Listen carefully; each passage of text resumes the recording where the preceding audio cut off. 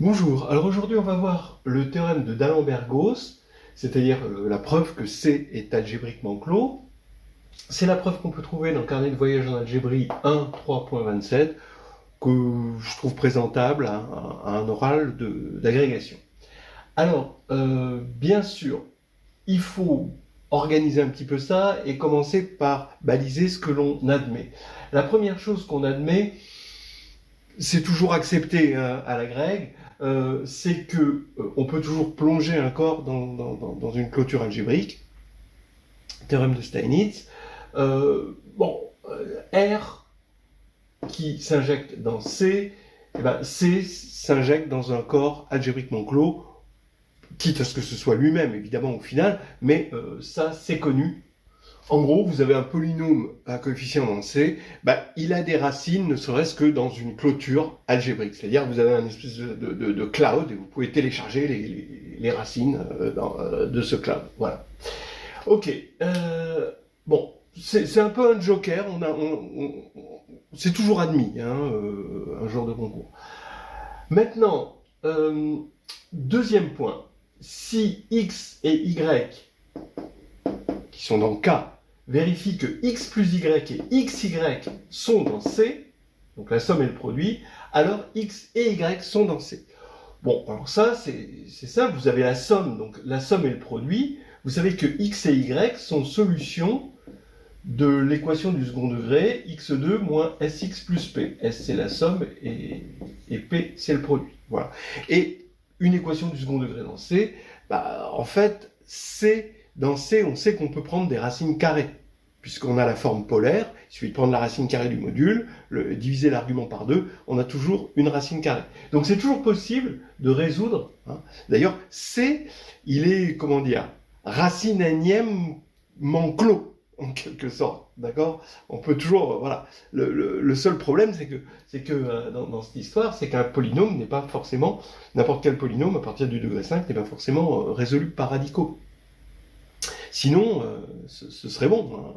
On aurait la preuve de C algébriquement clos directement. Bon. Alors donc, ça, c'est vrai parce qu'on sait résoudre des racines carrées, donc on sait résoudre n'importe quelle équation de degré 2 dans C. On dit que C est quadratiquement clos. Le troisième point, alors là, il faut suivre. Vous prenez deux endomorphismes, on va carrément les prendre dans Kn, comme ça on est sûr qu'il y a des valeurs propres, et on va les prendre qui commutent, U rond V égale V rond U, dans AND de Kn, et on va prendre S à un élément de K.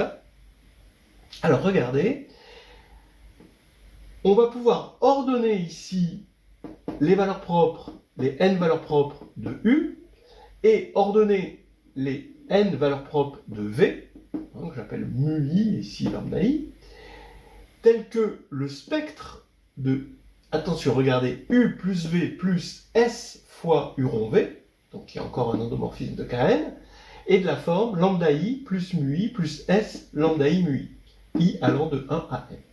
Voilà. Alors, comment on fait pour ordonner ça? Comment on fait? Pourquoi ça marche? Vous voyez ça matriciellement. En fait, le mot-clé, c'est trigonalisation simultanée. C'est-à-dire que vous voyez U dans une certaine base de trigonalisation simultanée, parce qu'il commute, vous voyez U comme une matrice comme ceci, triangulaire, V comme une matrice triangulaire, donc U plus V, ça va être ça, et ici, vous allez avoir S fois le produit, mais le produit de ces deux matrices, ça va être encore une matrice triangulaire. Et donc vous allez avoir une somme de matrices triangulaires. Et évidemment, ici vous allez avoir lambda I, mu I et lambda I mu I quand on aura multiplié ces deux matrices-là. Voilà. Donc pas quelque chose de difficile si on a compris la trigonalisation simultanée. Dernier point dont j'ai pas mal parlé sur cette chaîne, la matrice compagnon. Donc si P est dans R de X, de degré n, alors vous avez une matrice de taille n, à coefficient R, donc vous mettez des 1 sur la sous-diagonale, là, et ici vous mettez l'opposé des coefficients de P. Alors P, on va le prendre unitaire, attention, il est unitaire, d'accord, pour que ça marche bien. Donc j'ai besoin que des n coefficients donc de 0 à n-1 de P, et cette matrice est telle que son polynôme caractéristique, c'est justement P. Voilà. Ok, une fois qu'on a admis ça, on peut commencer le développement et commencer la preuve de C est algébriquement clos. Alors, on commence par montrer que P, s'il appartient à Rn de degré n, alors P admet une racine dans C. En fait, il suffit de le démontrer pour avoir que C est algébriquement clos, parce que si c'est vrai pour P dans R de X, quitte à changer P en P bar fois P, d'accord ? Donc vous prenez P, un polynôme complexe, P bar fois P est un polynôme réel, et s'il a une racine, forcément c'est soit une racine de P, soit une racine de P bar, et dans les deux cas vous avez une racine de P. Bien, donc on va partir d'un polynôme réel. Maintenant, on va faire une récurrence sur n, le degré de P, mais attention, ce n'est pas une récurrence sur n, pas tout à fait, c'est une récurrence sur la deux-valuation de n, qu'on va appeler m. C'est-à-dire que n s'écrit de la forme 2 puissance mq, où q est impair. D'accord ? C'est ça la deux-valuation de n. Et il est naturel de faire une récurrence sur m. Pourquoi ? Parce que pour m égale 0, n est impair, et on sait qu'un polynôme réel, c'est pour ça qu'on parle de R d'ailleurs, c'est le TVI, un polynôme réel possède forcément une racine dans R. Donc, en particulier, une racine dans C. Très bien. Donc, H0 est simple, et c'est pour ça, on a compris pourquoi il fallait faire cette récurrence plutôt sur M que sur N. Maintenant, on va montrer que HM implique HM plus 1, et on va supposer donc que HM est vrai. On va poser N égale 2 puissance N plus 1 fois Q, où Q est impair.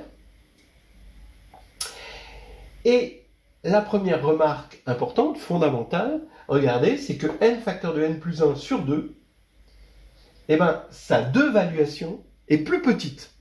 C'est marrant. C'est-à-dire que, vous le calculez, ça fait 2 puissance mq, facteur de 2 puissance n plus 1, q plus 1. Q est impair, ça c'est pair forcément, donc ça c'est impair. Donc ici, vous voyez que la valuation c'est exactement m. Donc on est descendu d'une valuation. Alors maintenant, allons-y. Je vais partir de P et de sa matrice compagnon, et je vais regarder dans les endomorphismes de Mn de R, l'endomorphisme U qui envoie M sur Cp fois M, et l'endomorphisme V qui envoie M sur N fois Cp transposé. Bon, ces deux endomorphismes de Mn de R, et qui vérifient que U rond V est égal à V rond U, exactement comme dans notre hypothèse ici. Pourquoi ? Parce que quand vous multipliez à gauche par Cp, puis à droite par Cp transposé, comme ce qui se passe ici, c'est pareil que si vous multipliez d'abord à droite par Cp transposé, et ensuite à gauche par Cp, ce qui est représenté ici, et ça c'est simplement l'associativité. D'accord ? Donc ça, c'est juste de l'associativité, de la multiplication matricielle. Maintenant, deuxième remarque, bon, ça qui est un endomorphisme de Mn de R, stabilise en particulier Sn de R, c'est-à-dire les matrices symétriques réelles. Vous regardez, vous prenez S une matrice symétrique, et vous faites U plus V plus S U rond V, ça fait Cp fois S plus S Cp transposé plus petit s Cp S Cp transposé, vous le transposez, vous obtenez la même matrice. Lui devient lui, et lui est auto-transposé. Donc c'est dans Sn de R. Donc on a une stabilité, un sous-espace stable. Donc maintenant, regardez, P par Cayley-Hamilton, comme c'est égal au polynôme caractéristique, il annule la matrice Cp. Donc quand on va faire P de U, U c'est un endomorphisme, et ça c'est P c'est un polynôme, donc je regarde le polynôme d'endomorphisme, appliqué en M, vous vérifiez que, d'accord, si le polynôme par exemple c'était x2, x2 appliqué en U, ça veut dire qu'on fait U rond U, donc ça veut dire qu'on multiplie deux fois, ça fait Cp carré fois n. Et si le polynôme c'est xn, xk, ça va être Cp puissance k fois m. le polynôme en U. En général, par combinaison linéaire, P de U de M, c'est P de CP fois M. Mais P de CP, ça fait 0, donc ici, ça fait 0. Donc, on a trouvé un polynôme annulateur de U. Et de même, vous montrez que P, CP transposé, son polynôme caractéristique, c'est le même que CP, donc c'est encore P. Donc de même, P de V égale 0. Donc, on a trouvé un polynôme annulateur. Ça veut dire que, finalement, toutes les valeurs propres de U sont des racines de P. Donc, on va appeler lambda 1 jusqu'à lambda n les racines de P. Attention, elles sont dans le K. On est allé les chercher dans le cloud. Et le spectre de U est constitué que de ces éléments-là. Ce qui veut dire, alors le spectre de U, il a N2 éléments, puisque la dimension de Mn de R, c'est N2. Et donc, ça veut dire qu'il y a une application phi, d'accord, qui va faire que les valeurs propres de U, ça va être des lambda indices phi de I. Mais l'application va de 1n2 vers 1n. Et pareil pour spectre de V. Mais on sait qu'on peut ordonner les valeurs propres de U et les valeurs propres de V. Attention, ça dépend fortement de l'ordre. De sorte que U plus V plus S U rond V, son spectre, c'est de la forme lambda phi de I plus lambda psi de I plus S lambda phi de I, lambda psi de I. Voilà. Donc ça, c'est exactement ce point-là. Alors I, il va de 1 à N2. D'accord. Ici, on a bien N2 valeurs propres. On est sur N de R. Mais les phi de I et psi de I vont de 1 à N. Attention, je vous le fais remarquer. Voilà, on a bientôt fini, c'est pas bien loin. Alors, on va poser W, l'endomorphisme de Sn de R, l'espace des matrices symétriques réelles, qui est égal à l'induit U plus V plus S U rond V sur Sn de R. On avait dit que Sn de R était stable, donc il y a un induit. Et ça, pour tout S, on va prendre dans R. Pas la peine d'aller chercher S dans C, on a juste besoin d'un corps infini. Alors, ici, on remarque que le degré du polynôme caractéristique de W, c'est forcément la dimension de l'espace sur lequel il s'applique, et c'est N plus 1 sur 2, qui, justement, on l'a remarqué, était de 2 valuations M. Donc lui, on peut lui appliquer l'hypothèse de récurrence, puisque la 2 valuation de son degré est M. Donc, par récurrence, qui M possède une racine dans C, qu'on va appeler zeta indice S, pour tout S réel. Eh bien, j'affirme que, étant donné que W, c'est un induit, forcément, ses valeurs propres, ça va être des valeurs propres de U plus V plus S U rond V, forcément. Donc, d'après ce qu'on a vu tout à l'heure, zeta S est forcément de la forme lambda phi de K plus lambda psi de K plus S lambda phi de K fois lambda psi de K. Voilà. Forcément, c'est cette forme-là pour un K entre 1 et N2. Voilà. Parce que c'est une valeur propre forcément de lui et on a répertorié toutes les valeurs propres de lui. Bien. Mais maintenant, c'est là où on comprend pourquoi on a introduit ce S. C'est que R est infini. Or, les cas ici, je vous rappelle que phi et psi sont posés une fois pour toutes, parce que eux, ils ne dépendent pas de S. Attention, au cas où il y a quelqu'un qui lève le doigt et qui dit, monsieur, phi et psi ne dépendent pas de S, parce que ça dépendait que de U et V. Donc c'est indépendant de S. Bon, ok. Bon, K, il parcourt un ensemble fini, et S parcourt un ensemble infini, donc il ne peut pas y avoir injectivité. Donc il y a forcément deux S et S' qui correspondent au même cas, alors que les S et S' sont distincts. Donc on a un zeta S qui est égal à lambda phi de K plus lambda psi de K pour un certain cas donné, plus S lambda phi de K, lambda psi de K, et zeta de S', c'est la même chose pour le même cas. Ça, on sait que c'est possible parce que R est infini. Bien. Et je rappelle que c'était les racines dans C. Donc ça, on est dans C.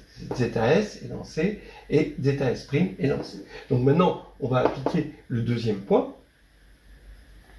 Parce qu'on voit par élimination que si je multiplie par S' ici, et la deuxième égalité par S, ben, j'obtiens que la somme ici est égale à S', zeta S moins S, zeta S' sur S' moins S, et le produit est égal à zeta S moins zeta S' sur S moins S'. Bon, c'est juste la combinaison linéaire d'égalité. Et donc on a C et C ici, ça c'est dans C, forcément, ça c'est dans C. Pourquoi? Ben, parce que ça c'est dans C, hein, et que S et S' sont dans R. Donc ici, c'est bien dans C. Donc ça veut dire, maintenant, on a la somme et le produit dans C. Donc ça veut dire que ces deux éléments sont dans C. Donc on a trouvé au moins une racine. Là on a trouvé deux, mais ça peut être la même. Hein. Mais en tout cas, on a trouvé au moins une racine dans C de P. Et c'est terminé, d'après ce qu'on a dit tout à l'heure. Voilà, c'est fini. Je ne sais pas combien de temps il prend, mais je pense qu'il y a moyen de le faire rentrer en 15 minutes. Carnet de voyage en algébrique.